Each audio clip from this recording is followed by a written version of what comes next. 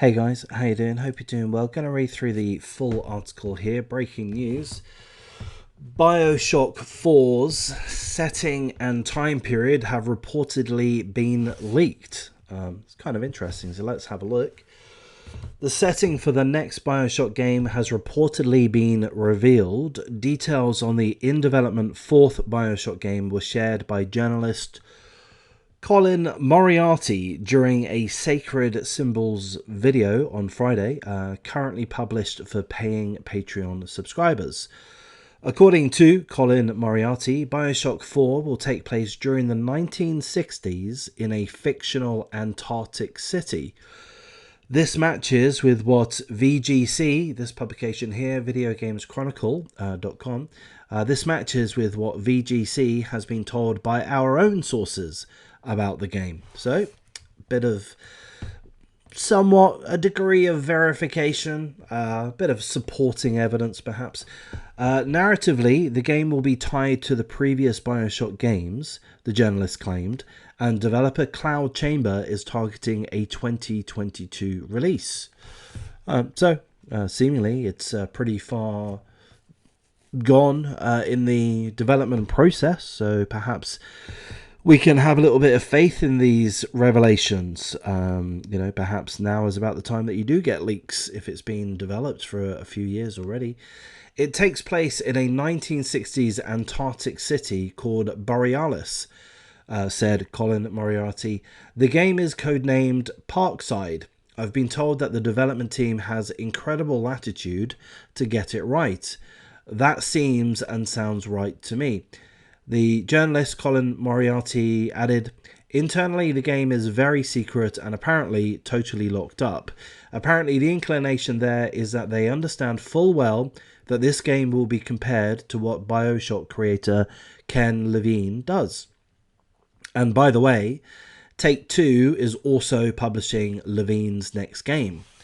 Okay, so I think it's telling us that Ken Levine's working on an entirely separate game. Maybe you were aware of that. I don't think I was. Publisher 2K announced in December 2019 that work had begun on a new entry in the BioShock franchise and that it would be in development for the next several years. Jonathan Pelling, who was a designer on the original BioShock, as well as creative designer at the 2K Australia team, responsible for BioShock Infinite's Floating World of Columbia, is design director for the new BioShock.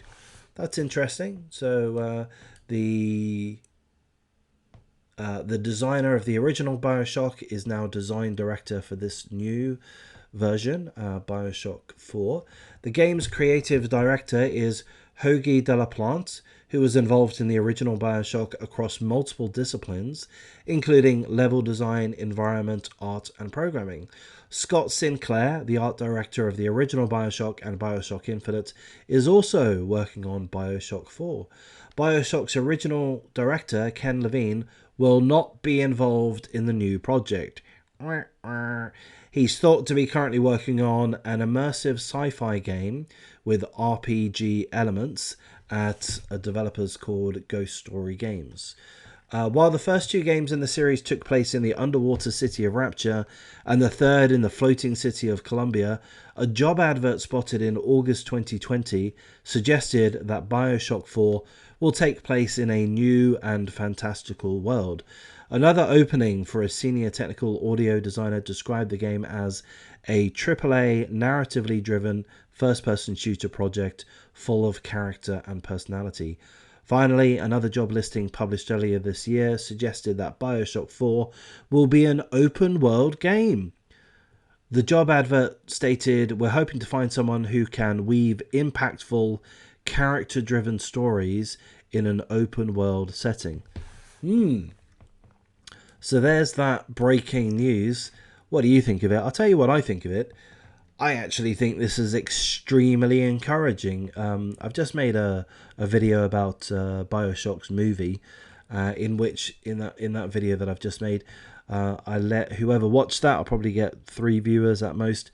But I did play the original BioShock, but not too much of it. I found it too difficult on PlayStation 3. I wasn't that used to first-person shooters at that point. I played BioShock 2, I completed that, but it was a bit of a struggle. Very much enjoyed BioShock Infinite.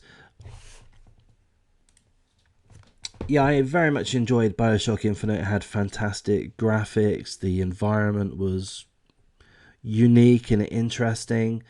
I liked it a lot. I liked that character. Was it Emily? I can't remember. I liked the style of it a lot, but I also like the style of BioShock. It is just a shame that I found it a little bit too difficult at the time. But this is very encouraging. A couple of things about it. Well, a few things about it. The location, Antarctica. I honestly have developed a little bit of an interest in Antarctica. It's a somewhat fascinating place that we don't know anything about, or not many of us know anything about it. I really don't know about Antarctica. I've looked into it a little bit, and there's a lot of conspiracy theories out there, may or may not be true. Is there a Nazi base in Antarctica? Is it where the beginnings of Hollow Earth, the openings for Hollow Earth exist? Who knows? I mean, maybe a game can not exactly shed some light, but give us a fantasy world around such subjects.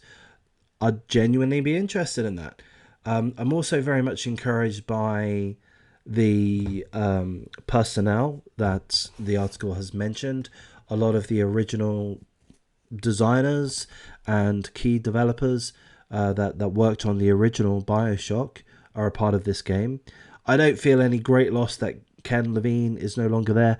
I don't know what I'm talking about, but to me, this guy, Ken Levine, he came up with the original concept, fine, but that was some time ago. Times move on, things develop. I don't think not having that original idea bearer, if that's the right term, probably isn't. I don't think it's such a great loss if they're not there. The other thing which really encourages me is the open world nature of it. I like open world games. I like open world games. I mean, they are too long. They're not games that I try to get through in a hurry. An open world game for me nowadays is a game that I will just casually, slowly play through, and it may take me months or years to somewhat complete it. I like doing the side missions. I like just fucking around in an environment, if indeed the environment is fun. And I can imagine that a BioShock 4 with imaginative graphical stylings in what I find a particularly interesting environment, Antarctica, I can just imagine that really tickling my fancy, to be honest. And if it's done very well, the other games were AAA with unique, groundbreaking graphics and character development and all of this kind of thing. There were a lot of good things about each of the BioShock entries. I can imagine this being quite an amazing game, frankly, and a great way to reboot the series. So double thumbs up for me, really. And maybe this does coincide with the Netflix movie, the BioShock movie. Maybe the Netflix movie will be based on the original environment that BioShock was set in, the underwater dystopia, or maybe it will leverage this new environment, which perhaps is Antarctica for BioShock 4. Anyway, there's that video. If you do like it, like, comment, subscribe.